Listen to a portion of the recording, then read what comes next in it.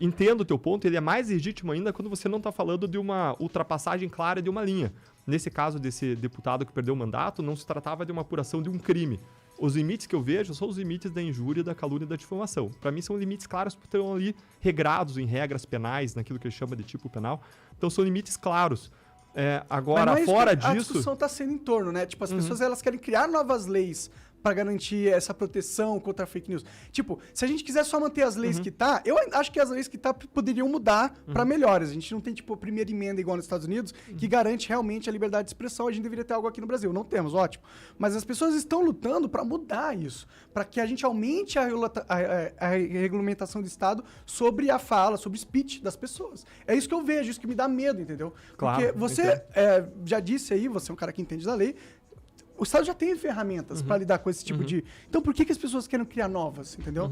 Isso não é meio esquisito, na sua opinião? Eu acho que a gente poderia falar assim, tem uma zona de certeza positiva da liberdade de expressão. Uma zona em que todo mundo concorda que aqueles casos a pessoa tem plena liberdade de expressão. Tem uma zona de certeza negativa, que são quando a pessoa está cometendo crimes. E surgiu uma nova zona, por quê? Porque hoje as fake news se percebeu que elas podem influenciar e manipular a própria democracia. Vamos fazer uma análise rápida, tá? Os 7 maiores partidos do país têm, sabe quantos filiados no Brasil? 10 milhões de filiados. 10 milhões de filiados. Vamos supor que esses 7 partidos formam lá uma coligação, e esses, ou uma parte desses partidos forma uma coligação e forma uma indústria de fake news para manipular o voto das pessoas. Escancaradamente, manipular o voto. E elas têm lá seu conjunto de filiados que participa disso, eles incentivam as lideranças, os outros se comportam de acordo com a orientação das lideranças, e isso acaba minando a própria capacidade das pessoas de se orientarem de acordo com a verdade para tomar suas decisões, para um voto consciente. E isso está numa zona cinzenta, entendeu? Mas você acha que isso é um fato novo? Porque eu acho que isso aí é o jogo sendo jogado como sempre foi. Porque se a gente for parar para analisar antes da internet, quem que era dono das maiores rádios e das TVs? Eram os políticos. Então esse não é um problema novo, mas antes nunca houve esse movimento para a gente realmente passar leis para que esse problema não existisse, entendeu? Por isso que a minha dúvida, por isso que eu tenho uma certeza que as pessoas não querem passar essa lei para acabar com o problema da fake news. Elas querem tomar de volta o controle da mídia. Porque o que aconteceu com a internet? Quebrou o monopólio das grandes mídias sobre o que era verdade. Antes passava na Globo, era fato, acabou. As pessoas nem discutiam. A internet quebrou com isso, perdeu-se o poder desses grandes poderosos da mídia, entendeu? E eu acho que eles têm influência política e é eles que estão influenciando para passar essas leis de fake news, porque aí eles conseguem, talvez, numa vã esperança, aumentar o controle, recuperar o controle que eles tinham. Legal. Monark, eu acho totalmente legítima e bem assim fundada a tua preocupação com isso, e eu tenho essa preocupação também. Eu quero que a internet seja um ambiente livre de liberdade de expressão, de colocação de perspectivas diferentes sobre a realidade, e nós sempre entendemos isso muito bem na Lava Jato, mesmo quando as pessoas nos criticavam, mesmo quando interpretavam de modo até absurdo a realidade. Agora, a preocupação que surge não é um problema novo, mas a preocupação que surge é porque o ambiente é novo, esse ambiente de novas tecnologias, de notícias se multiplicando, de viralização de notícias. E deixa eu trazer aqui um experimento que talvez enriqueça um pouco a nossa perspectiva, tá? Foi um experimento feito na década de 50 ou 60, chamado experimento DASH. Esse pesquisador ele colocou várias pessoas numa sala e colocou na frente delas um exercício. E nesse exercício, ele mostrava na parte direita, na mão direita, ele segurava uma folha que tinha 3 linhas, linha A, linha B, linha C, e na esquerda tinha uma linha só.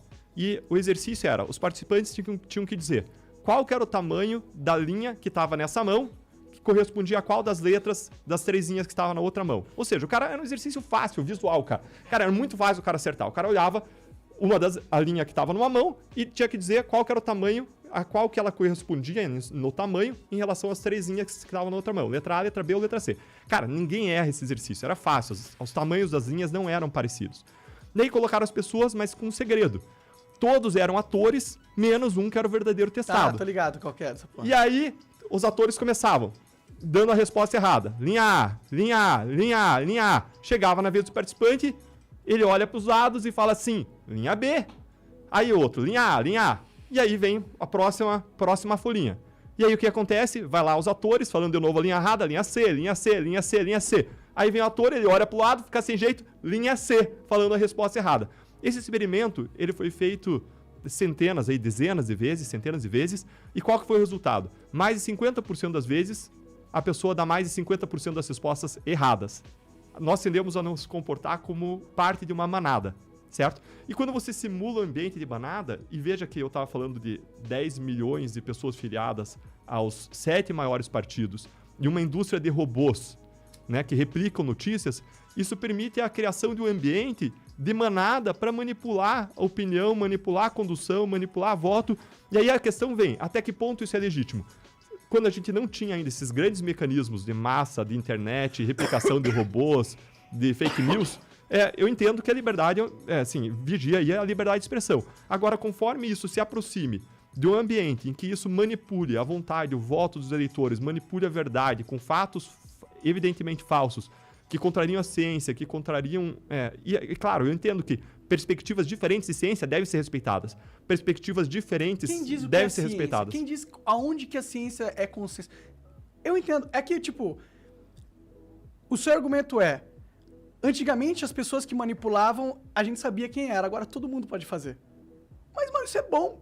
Tá ligado? Pra mim, é melhor a gente ter um ambiente... Porque, sabe qual que é a verdade? Não tem como você acabar com a manipulação do debate público.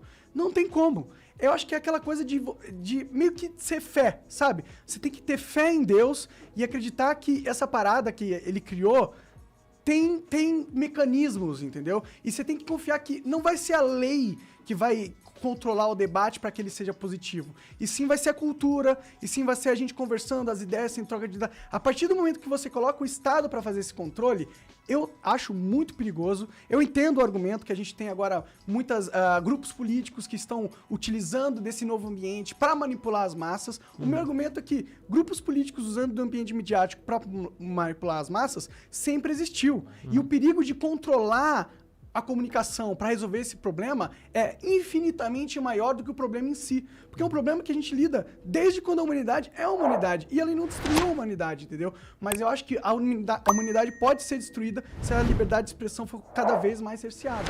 E, infelizmente, eu entendo que é nobre, talvez, as intenções de quem quer passar leis ou fortalecer a rigorosidade do Estado nesse sentido. Mas eu acho que, apesar de nobre, é uma visão que vai levar a gente para um caminho, infelizmente, de menos liberdade e um caminho ruim para a sociedade, sabe? Monarca, eu tendo a concordar com você, eu só tô situando a discussão, tá? Então, meu argumento não é nem contrário